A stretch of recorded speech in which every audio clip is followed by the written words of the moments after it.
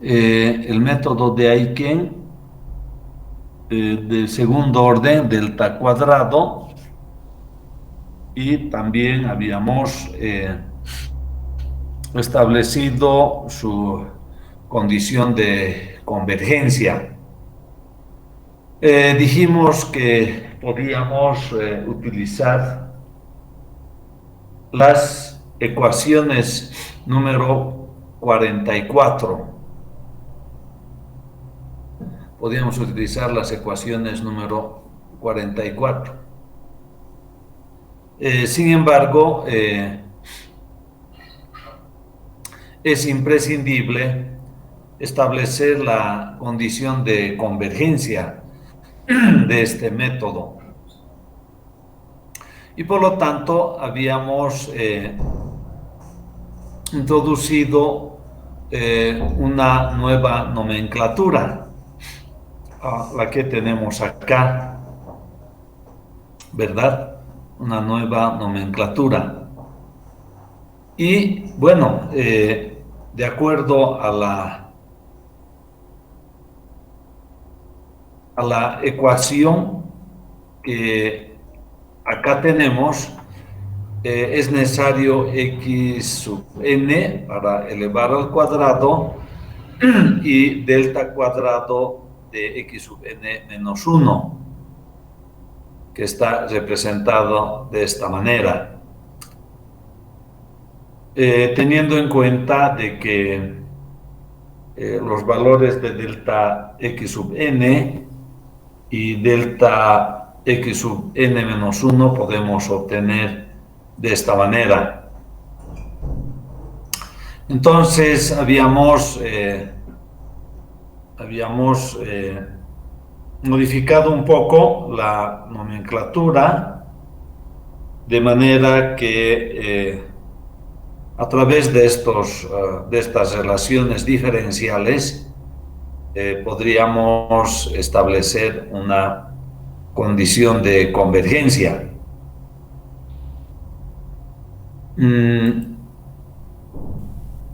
¿Qué dice al respecto la condición de convergencia? Dice, si a partir de una cierta iteración késima, la siguiente secuencia, esta que estamos observando, que son valores parte de la ecuación de recurrencia, si a partir de una cierta iteración késima, la secuencia de valores de relaciones diferenciales es aproximadamente constante.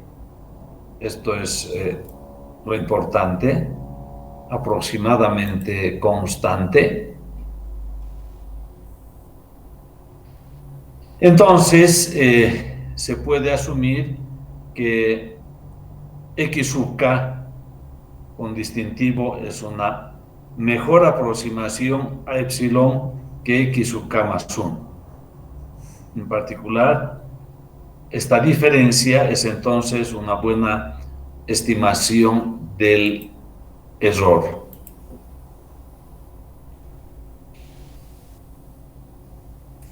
Bien, ayer habíamos concluido con esta aseveración. Ahora vamos al último método. En realidad en nuestra lista es el último método, pero no son todos los que estamos viendo, todos los métodos. Hay muchos otros métodos más. Por el momento recuerdo el método de Baristow, después el método de Müller. Es decir, existen varios métodos más para poder resolver este tipo de ecuaciones. Decíamos, el proceso iterativo es aplicable, este que observamos aquí, a cualquier secuencia linealmente convergente, sea generada o no por el método de iteración de punto fijo. Entonces esto sirve como para cualquier método que tenga secuencia lineal convergente.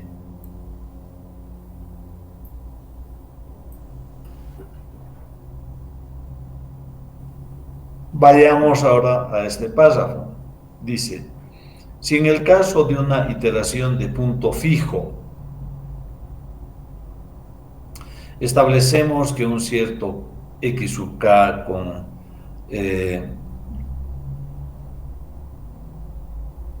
con este distintivo, establecemos que un cierto k con x sub k con distintivo es una mejor aproximación a epsilon que x sub k, entonces es ciertamente no conveniente continuar generando x sub k más 1, x sub k más 2, x sub k más 3, etc. Parece mucho más razonable empezar nuevamente la iteración de punto fijo, pero a partir de x sub k con distintivo, como punto inicial de una nueva iteración, por supuesto. Esto conduce al siguiente algoritmo. Este algoritmo se llama método de Stephenson, que dice lo siguiente: dada la función de iteración g de x y un punto y sub 0 para n 0, 1, 2, 3, 4, etcétera, etcétera,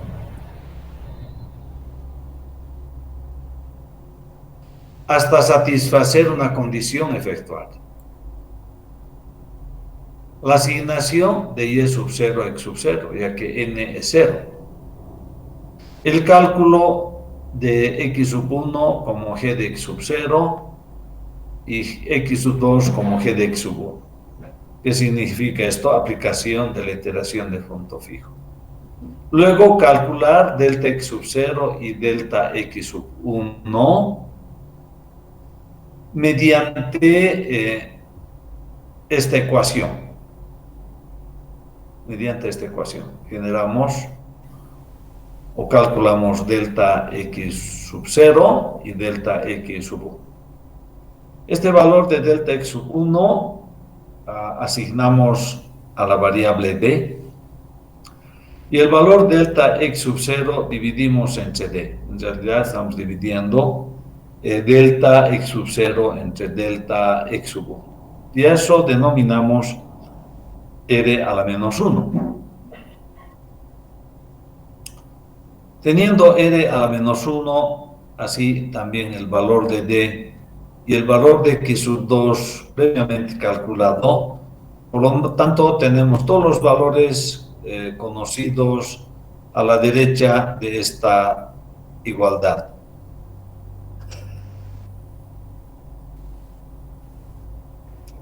Aspecto que nos permite calcular y sub n más 1. Volvemos con el antecedente que dice verificar la convergencia del método en el retorno.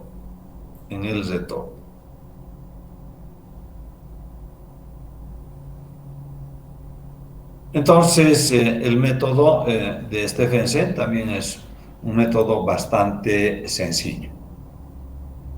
Hay un comentario final que dice: un paso de este algoritmo, o sea, un ingreso acá, consiste en 2 pasos de la iteración de punto fijo. ¿Dónde están esos pasos? Aquí están. Seguida de una aplicación de la ecuación 44, que es esta de abajo, usando los 3 valores de iteración disponibles para obtener el valor inicial del próximo paso de iteración, es decir, en el retorno. Entonces, este es un comentario a este algoritmo, con lo que hemos concluido este capítulo 2, que es ecuaciones no lineales.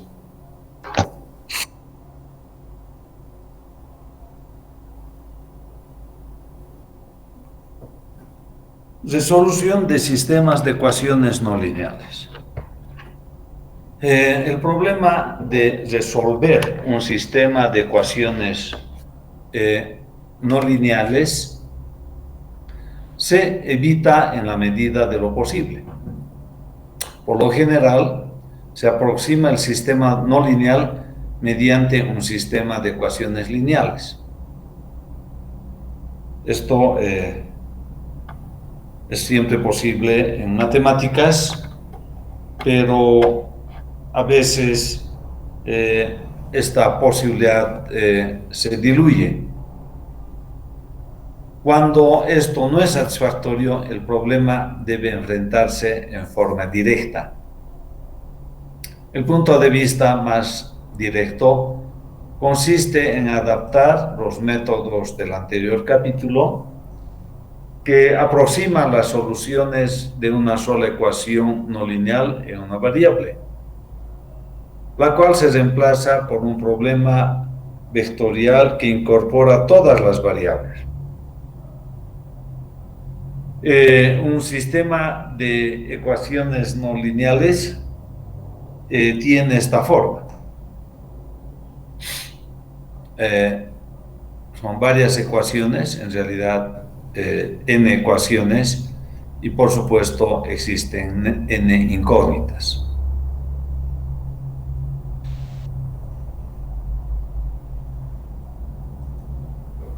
Donde podemos considerar a toda función f sub i, ¿no es cierto?, cualquiera de ellas, como un mapeo de un vector x con las incógnitas desde x sub 1 hasta x sub n del espacio n dimensional en las rectas real R. En la figura 1, esta que estamos observando, se muestra una representación geométrica de un sistema no lineal cuando n es igual a 2. Cuando n es igual a 2.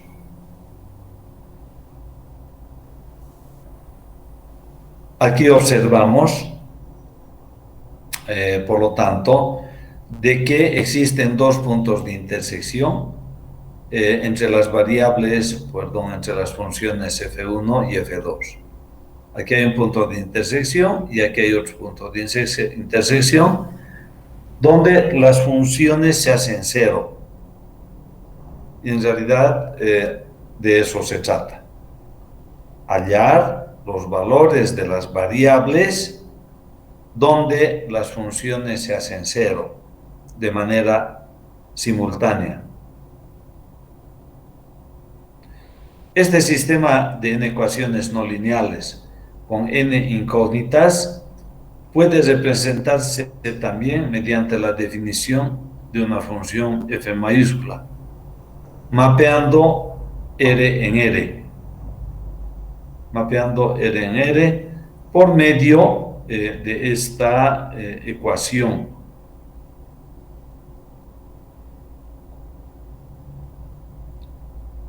Si se emplea una notación vectorial para representar las variables x sub 1, x sub 2 hasta x sub n, el sistema 1 adopta la forma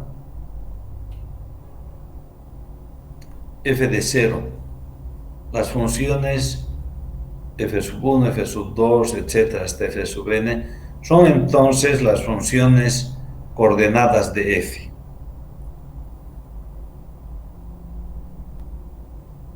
Una vez vista esa definición, vayamos al método iterativo de punto fijo. Muy parecido, por supuesto, a uno de los últimos métodos que hemos visto para ecuaciones no lineales. Si consideramos el caso más sencillo, un sistema de dos ecuaciones con dos incógnitas, de la siguiente manera: f de x y igual a 0, g de x y igual a 0. Como primer paso en la aplicación del método iterativo de punto fijo, obtenemos las funciones de iteración, despejando en la primera ecuación del sistema 4 la incógnita x y en la segunda ecuación la incógnita y. Tal es que ahora x es igual a f mayúscula de x y es igual a g mayúscula de x y.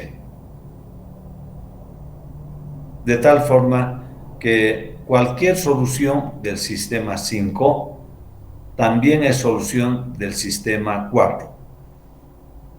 Luego, como conclusión, el método iterativo de punto fijo se puede establecer a través del siguiente algoritmo.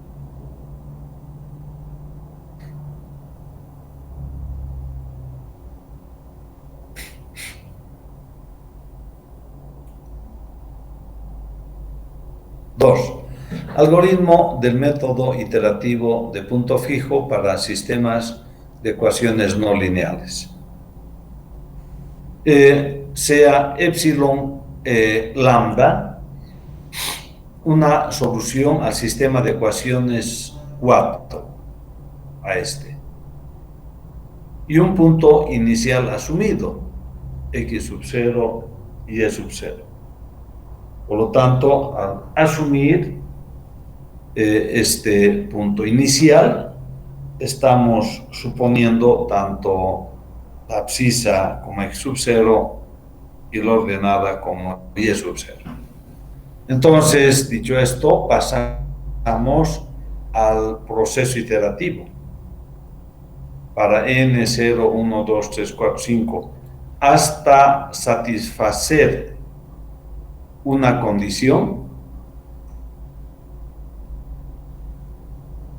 efectuar el cálculo de x sub n más 1 igual a f mayúscula de x sub n y sub n.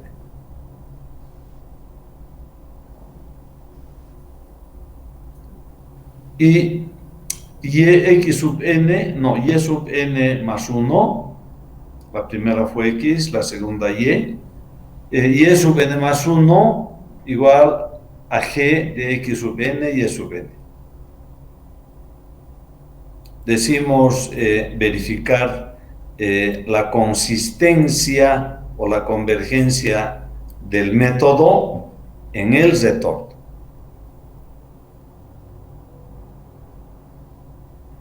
En consecuencia, podemos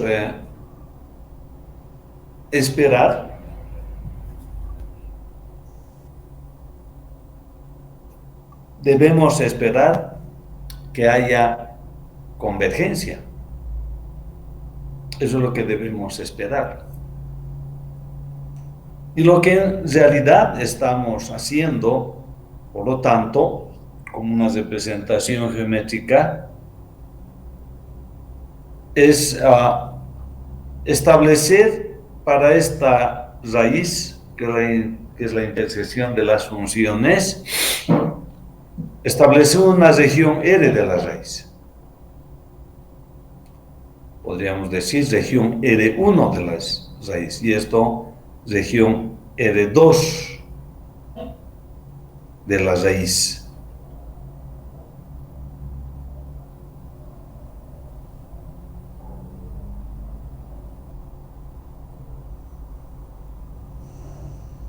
Bien, está demostrado en el análisis numérico que esta iteración, la que tenemos en el algoritmo, convergirá a estos puntos de intersección bajo las siguientes condiciones suficientes pero no necesarias. Condiciones suficientes pero no necesarias. ¿Cuáles son esas condiciones? F, la función de iteración f, g y sus primeras derivadas parciales son continuas en la región R de la raíz epsilon lambda.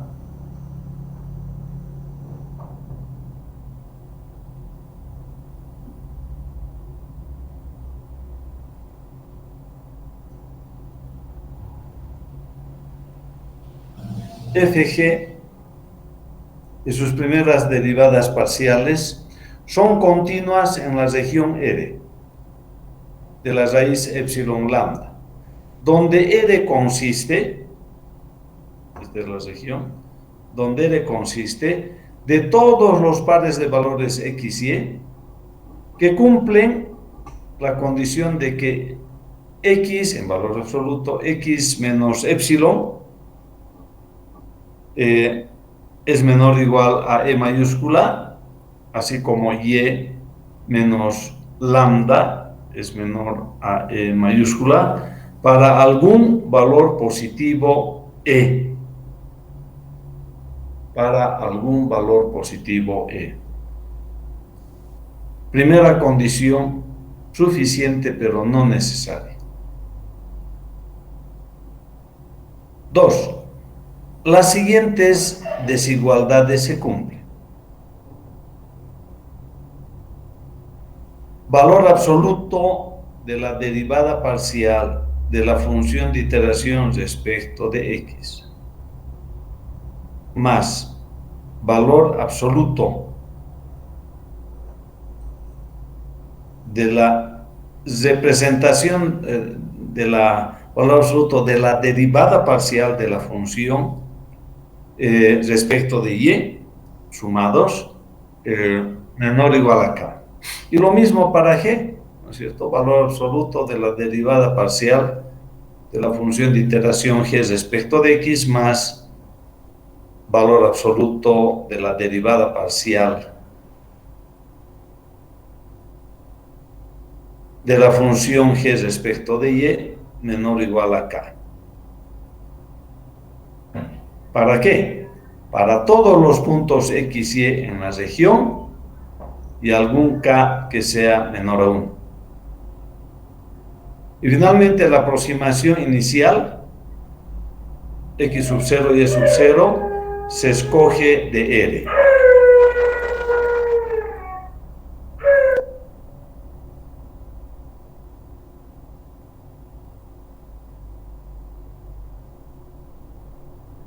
Bien, estas son condiciones, como dice el texto, suficientes pero no necesarias. ¿Qué quiere decir condiciones suficientes pero no necesarias?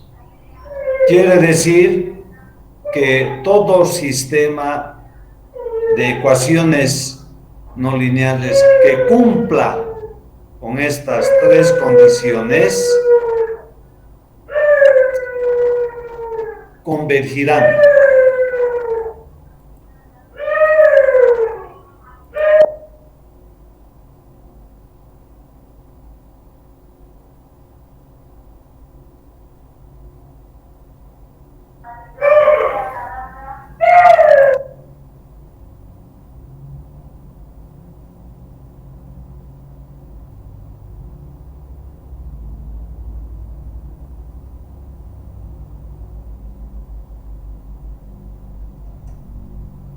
Decíamos entonces, todas las ecuaciones que cumplan con estas tres condiciones convergirán. Pero algunas ecuaciones, algún sistema que no cumplan, podrán también convergir.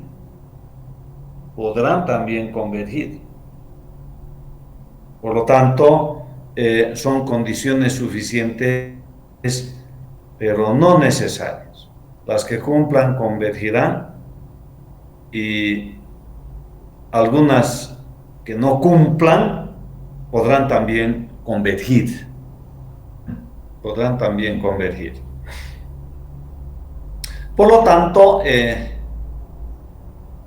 como podrán observar ustedes,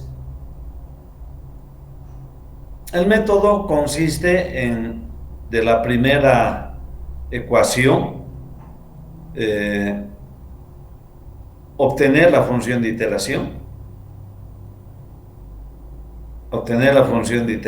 f, poniendo x en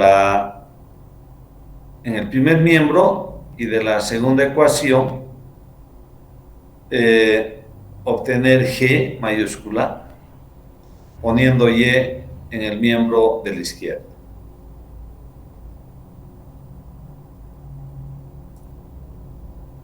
Seguramente vamos al obtener esas funciones de iteración, seguramente vamos a verificar la condición número 2,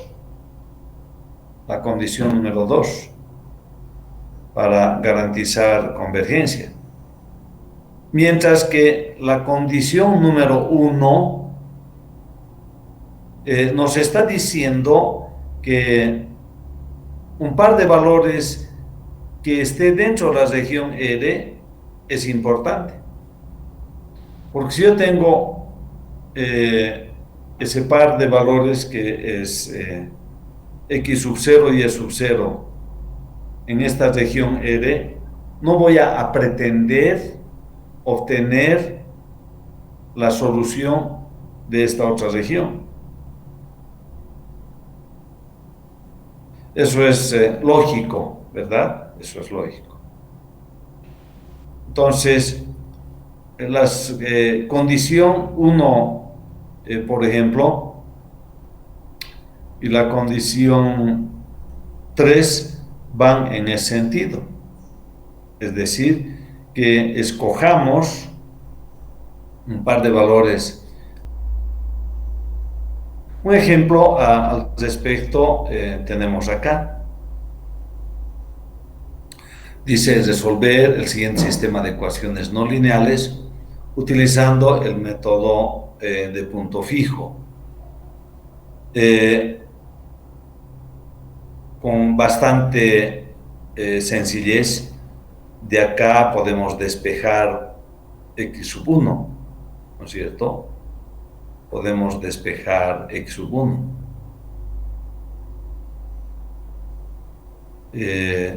Y da este término viene, por lo tanto, de acá, cuando x sub 1 hemos despejado, ¿no es cierto? X sub 2 seguramente, bueno, tiene que venir definitivamente de acá porque no hay x sub 2 en ningún otro lado, ¿no es cierto? Y x sub 3 vamos a despejar de acá porque no tenemos otra alternativa, ¿no? Existe un solo valor, un solo sumando función de x sub 3.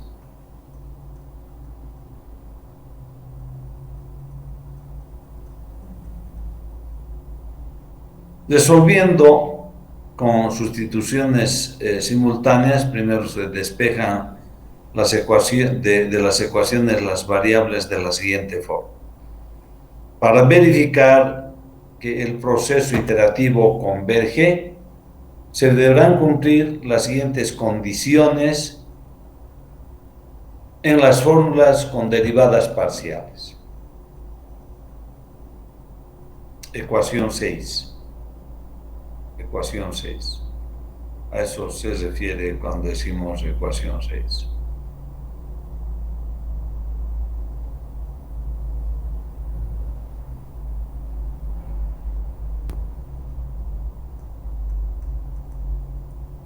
Bien, entonces debemos hacer cumplir estas condiciones y eso estamos observando aquí, ¿verdad? Derivada parcial de g sub 1 respecto de x sub 1, derivada parcial de g sub 2 respecto de x sub 1, derivada parcial de g sub 3 respecto de x sub 1, de tal manera que esas derivadas nos llevan a estos dos sumandos que tienen que ser menor a 1. Acá tenemos la derivada parcial de cada una de las funciones respecto de x sub 2, y por supuesto que la suma de estos valores debe ser menor a 1.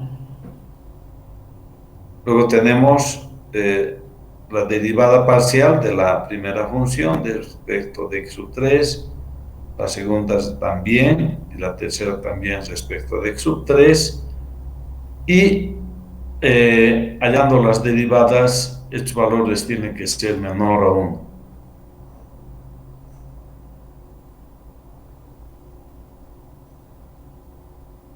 Dice, luego de probar algunos valores, se tomarán como valores iniciales los dos primeros 0.1, 0.1 y el tercero menos 0.1.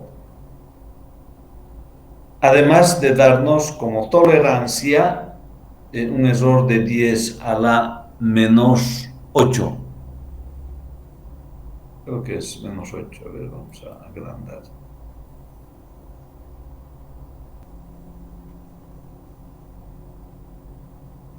Bien, entonces, con estos valores iniciales se realiza la primera iteración.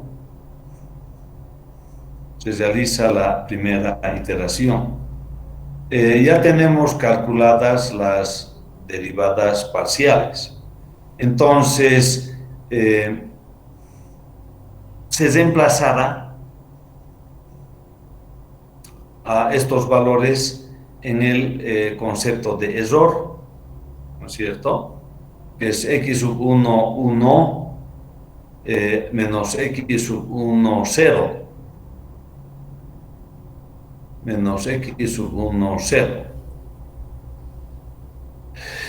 Menos más x sub 2, 1, menos x sub 2 elevado a 0, y finalmente x sub 3 elevado a 1 y x sub 3 elevado a 0, reemplazando, tenemos un error de 0.589957.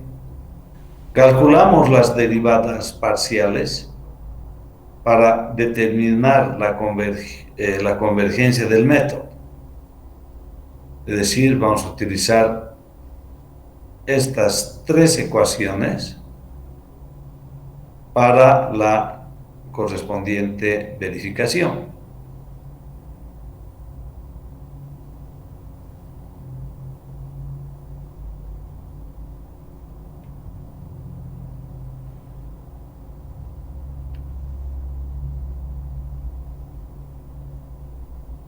Bien,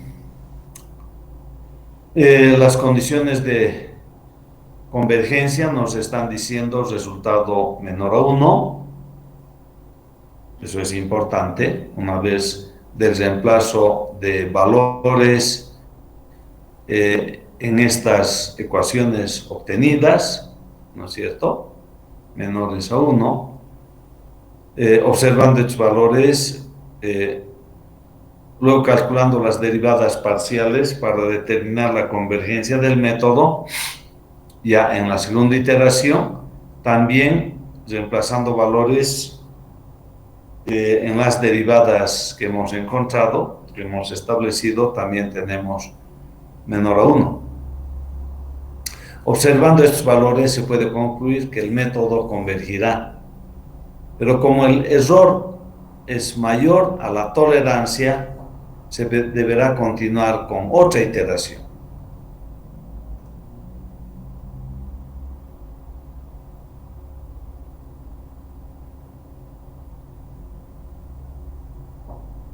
Las siguientes iteraciones se muestran en la siguiente tabla, que hay un conjunto de iteraciones. La solución al sistema de ecuaciones está en la última línea. x1 0.5, x2 0 y x sub 3 igual a 0,523599. Y el error cometido es 7.1 por 10 a la menos 7, ¿no es cierto?, que es menor a 10 a la menos 6.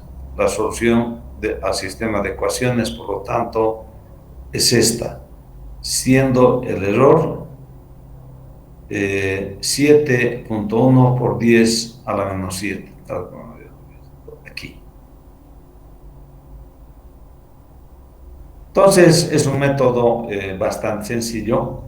Es importante verificar la condición de convergencia en cada iteración y con absoluta seguridad llegaremos a la solución del sistema de ecuaciones no lineales.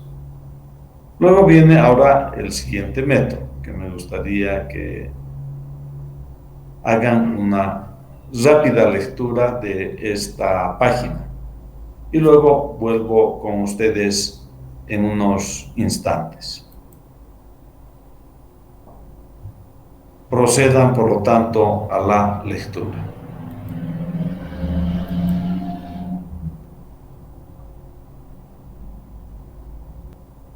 No lineales es una técnica que por lo general converge en forma cuadrática y además es altamente aplicada mediante elaboración de programa. Esta es la técnica que modificaremos, la de Newton-Raphson, para resolver sistemas de ecuaciones no lineales. El sistema es f de x y e, g de x y e, con objeto de adaptar el método de Newton-Raphson, que resuelve ecuaciones no lineales de una sola variable a sistemas de ecuaciones no lineales. Procedemos como sigue. Sea x sub 0 y e sub 0 una aproximación a la solución, al par solución, epsilon lambda. Asumiendo que f y g son suficientemente diferenciables, es decir, varias veces, podemos hallar sus derivadas varias veces, el método consiste en expandir las funciones f de x y e y g de x y e alrededor de x sub 0 usando la serie de Taylor para funciones de dos variables de la siguiente forma. Entonces, f de x y e igual a f de x sub 0 y e sub 0,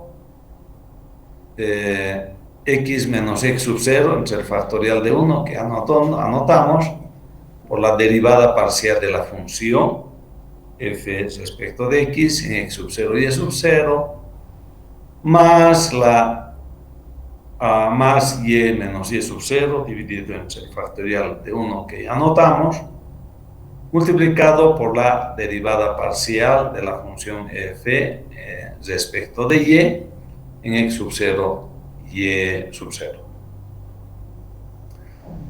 Hacemos lo mismo para la ecuación g de x y e. El mismo tratamiento que estamos observando.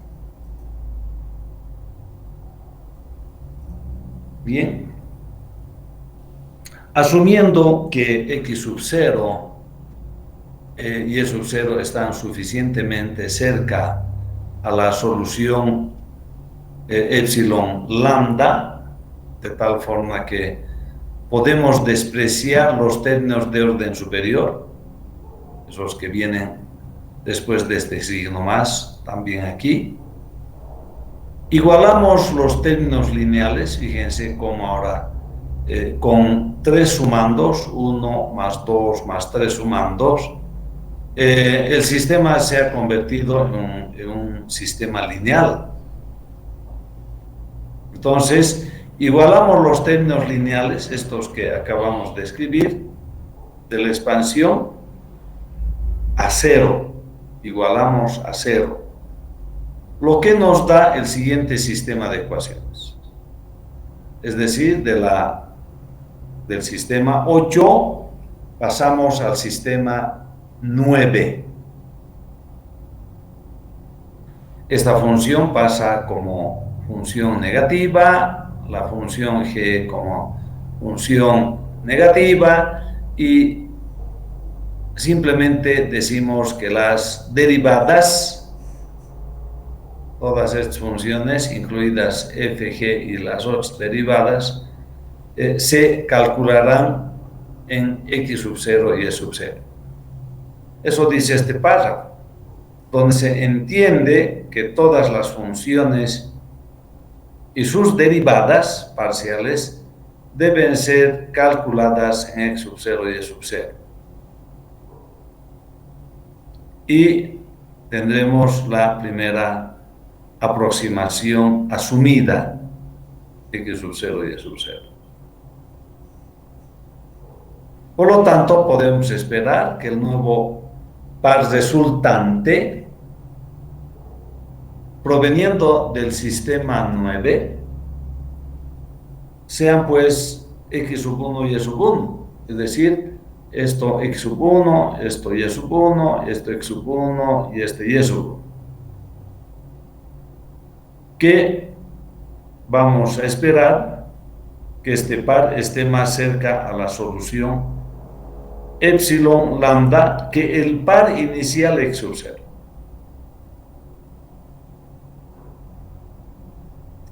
Entonces, para poder realizar este proceso de cálculo que nos permite obtener x sub 1 y y sub 1,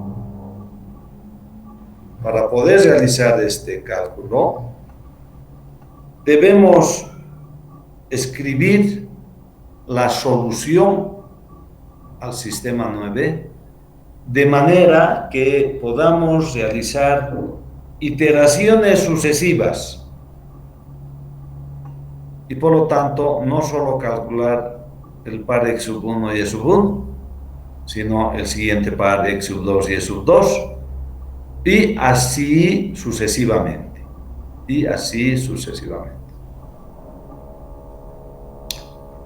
El formato de solución para este planteamiento es posible si se realiza utilizando la regla de Cramer. He aquí la base de solución de manera iterativa de este sistema de ecuaciones, que ahora se ha vuelto un sistema de ecuaciones lineal, algo que habíamos comentado en la parte introductoria de esta lección. Un sistema de ecuaciones que es no lineal, estamos resolviendo como un sistema de ecuaciones lineal al transformar el sistema 7 en el sistema 9 y aplicando a este sistema la regla de Cramer que está escrita acá. ¿Ven? Regla de Cramer todos conocemos, ¿no es cierto? Todos conocemos. Hemos aprendido en álgebra elemental. Incluso en secundaria nos enseñan la utilización de la regla de Cramer para poder resolver un sistema de ecuaciones lineales. Y justamente las ecuaciones 10 y 11 significan pues la aplicación o la utilización de la regla de Cramer. En esta regla de Cramer visibilizamos sin mayor inconveniente de que el denominador es el producto f de x por g de y menos g de x por f de y. Y la condición para poder aplicar este método es que este denominador, como es absolutamente lógico, sea diferente de cero. Porque nada podemos dividir entre cero. Entonces, esta función j de las funciones f minúscula y g minúscula se llama jacobiano de las funciones f y g, que deben ser diferentes de cero. Entonces, todos estos valores se van a calcular en x sub 0 y y sub 0. Si llevamos x sub 0 al segundo miembro, entonces estos valores se están convirtiendo en valores de corrección. Y a la izquierda tendremos despejado x sub 1 y y sub 1. La solución encontrada x sub 1 y y sub 1 de este sistema ahora provee una nueva aproximación a epsilon eta. La repetición de este proceso se espera que conduzca a la solución del sistema de ecuaciones no lineal.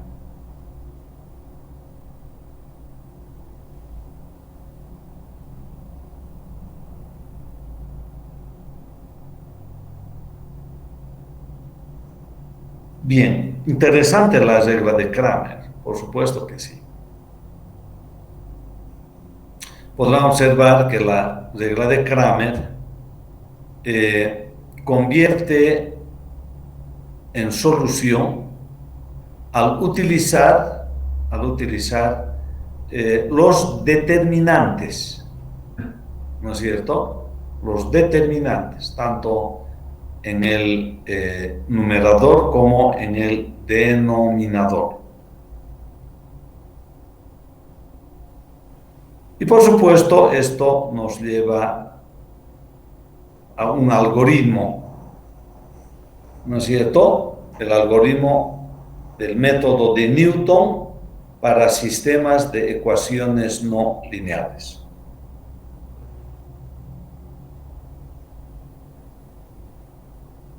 Y aquí tenemos el algoritmo. Simplemente ponemos por dentro estos desarrollos utilizando regla de Cramer. Al despejar x, a eso llamamos x sub i más 1, este entra como x sub i, ¿no es cierto? Y la división de estos dos determinantes decimos con absoluta claridad que se calculan en x sub i y sub i, que para nosotros de inicio serán la aproximación, primera aproximación a la raíz epsilon lambda. Y lo mismo hacemos para y procedemos de manera iterativa con este proceso de cálculo hasta satisfacer una condición. Hasta satisfacer una condición. Finalmente, hay un comentario. Cuando esta iteración converge, lo hace cuadráticamente.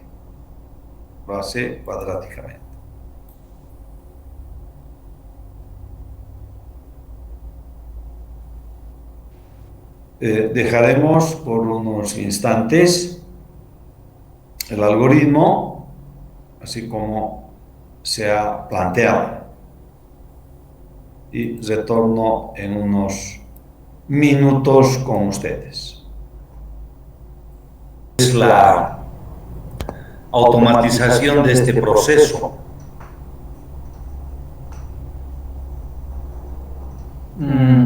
Lo que vamos a revisar inmediatamente está en el texto de este autor, Soichiro Nakamura. El libro se llama Análisis numérico y visualización gráfica con MATLAB. Análisis numérico y visualización numérica con MATLAB. El autor es Soichiro Nakamura y el desarrollo se encuentra en las páginas 272 a 274. Este texto se encuentra en la biblioteca de la Facultad de Ciencia y Tecnología, que lamentablemente no podemos acceder por esta pandemia. Pero acá tenemos un desarrollo bastante completo de lo que dice Soichiro Nakamura. De acuerdo a este autor, las ecuaciones no lineales pueden hacerse lineales mediante la expansión de Taylor que ya hemos expuesto. Supongamos el sistema de ecuaciones tiene la forma. Nosotros hemos anotado como f de x, y y g de x, y. El autor dice simplemente f sub i, con i que varía de 1 a n, y las incógnitas lo mismo.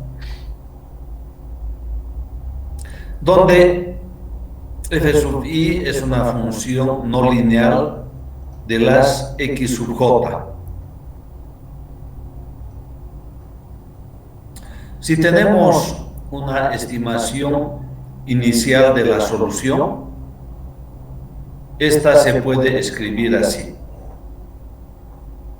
una estimación inicial de la solución. O sea, se está refiriendo al despeje de x como x sub 0 y delta más delta x sub 0 igual y, este valor que pasa al segundo miembro como y sub 0 más delta y sub 0. Y eso tenemos aquí, ¿no es cierto? X sub j igual a x inicial, en nuestro caso x sub 0, más la corrección desconocida. Si expandimos la ecuación 12, esta, para obtener un polinomio truncado de primer orden alrededor de x con ese distintivo, pues se está refiriendo exactamente igual a este desarrollo, Es lo mismo, ¿no es cierto? Exactamente lo mismo. Entonces, obtenemos acá las derivadas parciales por los delta xj, ¿no es cierto? Ya que xj menos x con este distintivo será delta xj, y al lado la función, las funciones con signo negativo. O sea, en otras palabras, eso es exactamente igual a esto, a las ecuaciones 9. donde las derivadas parciales se calculan con las estimaciones iniciales.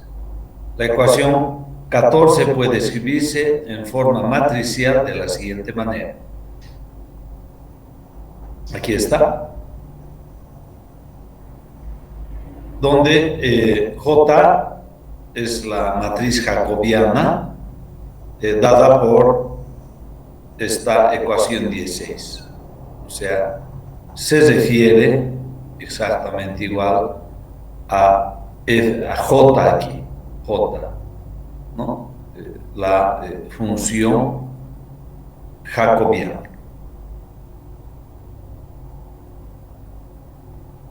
Entonces, las ecuaciones simultáneas no lineales serán las ecuaciones 17.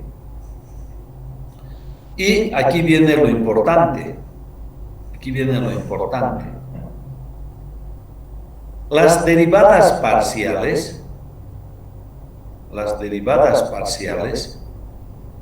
pueden calcularse con una aproximación de diferencia de esta manera. Derivada parcial de la función f sub i respecto de x sub j como este segundo miembro, donde sigma x sub j es un valor pequeño elegido arbitrariamente. Ese valor pequeño se suma acá en la incógnita respectiva y se resta la función sin haber incrementado esa incógnita con ese valor pequeño y dividido entre el valor. Por lo tanto, esto quiere decir que no hay necesidad efectivamente de sacar derivada parcial. No hay necesidad. No hay necesidad efectivamente de obtener la derivada parcial tal como nos han enseñado nuestros profesores de matemáticas. Suficiente hacer este cálculo para tener derivadas parciales de cualquier función y respecto de cualquier variable. Y de esa manera nos hemos facilitado el cálculo. Bien, lo dejaremos aquí. Mañana vamos a continuar con la ecuación 18 importante.